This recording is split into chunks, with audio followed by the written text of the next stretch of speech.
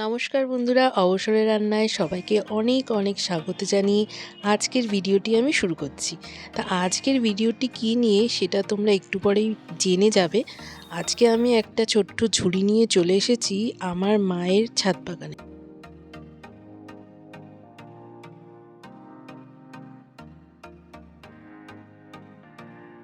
ওই ছাদ বাগানে সারা বছর ধরে কি কি ফুল হয় সেই সমস্ত ছবি তোমরা এখানে আজকের ভিডিওতে দেখতে পাবে।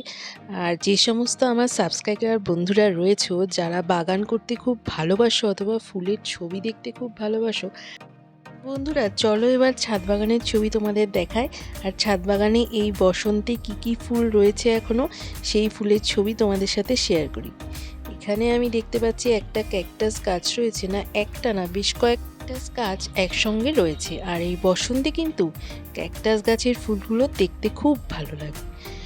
আর এখানে আমার মায়ের এই ছাদ বাগানে রয়েছে প্রচুর নয়নতারা, আর নয়নতারার যে এত কালার হয় সেটা তোমরা এই ভিডিওতে দেখতে পাবে। তো দেখো এই কালারটা কিন্তু খুব সুন্দর, ফুলটা দেখতে একদম অন্যরকম। আর আজকে এই ফুল দিয়ে কিন্তু ঠাকুরের পুজো হবে, কারণ ছাদ বাগানে যেহেতু প্রচুর ফুল ফোটে। একটা লাল রঙের নয়নতারা তোমাদের দেখায়, এর আগে যেটা দেখালাম সেটা হলো পিঙ্ক, মানে সেম ডিজাইনের পিঙ্ক কালার। এবারে যেটা তোমরা দেখছো এটা হচ্ছে রেড, আর ডিজাইনটা দেখো কি সুন্দর। এবার আরও একটা ফুলের গাছ তোমাদের দেখাই। এই ফুলটা শীতকালেই আর কি হয়, সেই শীতকালে যে হওয়া শুরু হয়েছে, তো এখনও কিন্তু অর্থাৎ এই বসন্তেও কিন্তু এই ফুলটা হয়ে চলেছে। আর এই ফুলটার বিভিন্ন কালারও কিন্তু এখানে আমরা দেখতে পাচ্ছি। এবার চলো তোমাদের ছাদ বাগানে আর কি গাছ আছে একটু ঘুরে দেখাই। এবার তোমরা দেখো একটা জবা গাছ থেকে আমি জবা তুলছি, অনেক লম্বা এই গাছটা, আর জবা ফুলের কালারটাও কিন্তু খুব সুন্দর।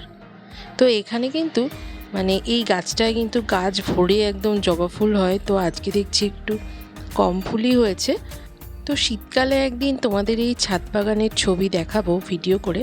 শীতকালে ছাদ বাগান ভরে থাকে প্রচুর চন্দ্রমল্লিকা, ডালিয়া, এই সমস্ত ফুল।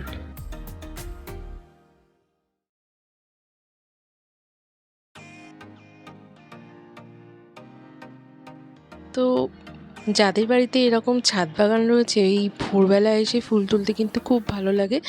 আর বিকেলবেলাও ছাদ বাগানে দাঁড়াতে বেশ ভালোই লাগে, কারণ বাড়িতে এরকম ধরনের বড় ছাদ বাগান থাকলে সেই ছাদ বাগানে কিন্তু বেশ মৌমাছিদের আনাগোনা চলে, আর প্রজাপতিও কিন্তু বেশ দেখা যায়, পাখিও দেখা যায়। এমনকি আমাদের যে ফ্ল্যাট রয়েছে সেই ফ্ল্যাটেও কিন্তু ব্যালকনিতে ছোট্ট মতন যে বাগান রয়েছে সেই বাগানের সুবাদে পাখি কিন্তু বেশ দেখা যায়, অর্থাৎ পাখিদের কলকাকলি কিন্তু ভালোই শোনা যায়। পাখিরা এমনকি আমার বাগানের একটা টবে এসে একবার ডিমও পেড়েছিল, বেশ ভালো লাগে এগুলো।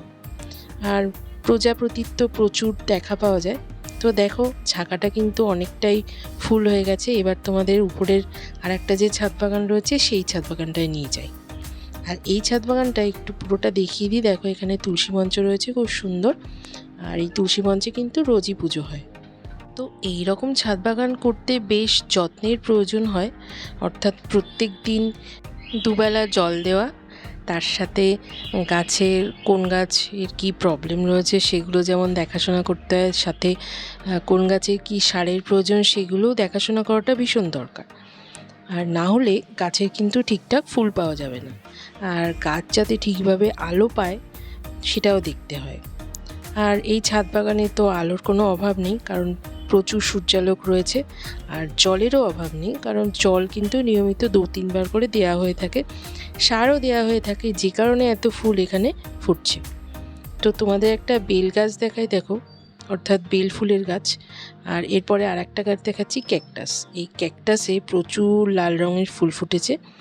আর এর আগেও তোমাদের বেশ কয়েকটা ক্যাকটাস গাছ আমি দেখালাম। তো তো এই ক্যাকটাস গাছে ফুলগুলো বেশ থোকা থোকা হয়ে ফুলে আছে, বেশ ভালোই লাগছে দেখতে। আর এই যে সাদা জবা গাছটা দেখালাম, এই গাছটাতেও কিন্তু বেশ অনেকগুলো করে ফুল হয়। তো আজকে আমি একটা সাদা জবা ফুল পেয়েছি, তো তুলে নিলাম। এরপরে চলো দেখি আর কি কি গাছ রয়েছে এখানে। না, এখনও বেলফুল গাছে সব বেলফুলগুলো তোলা হয়নি, তো আমি বেলফুলগুলো এবার তুলে নিই। আর তুলে আমি ঝুড়িতে রেখে দিই। তারপরে তোমাদের দেখাই যে কতগুলো বেলফুল এখানে হয়েছে।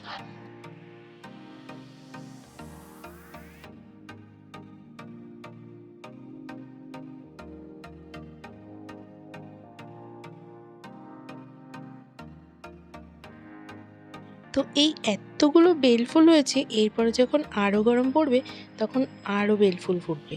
আর বেলফুলের গাছ তো এখানে অনেকগুলোই রয়েছে, সেই জন্য প্রচুর ফুল ফুটবে। তো সেই ভিডিও আমি তোমাদের সাথে শেয়ার করব।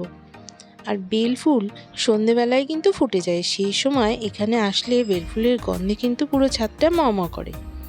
এখানে আমি তোমাদের দেখাচ্ছি একটা স্থলপদ্ম গাছে অলরেডি কুড়ি চলে এসছে, আর কদিনের মধ্যে মনে হচ্ছে 1 সপ্তাহের মধ্যেই কিন্তু বেশ ফুল এখানে ফুটবে।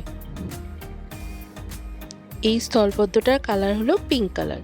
এই কুড়িগুলো কিন্তু আরও একটু ফুটে গেছে। তো চলো এবার বাকি ছাদ বাগানের ছবি তোমাদের সাথে শেয়ার করি। এখানে কিন্তু আরও নয়নতারা গাছ রয়েছে। এবার তোমাদের দেখালাম একটা সাদা রঙের নয়নতারা।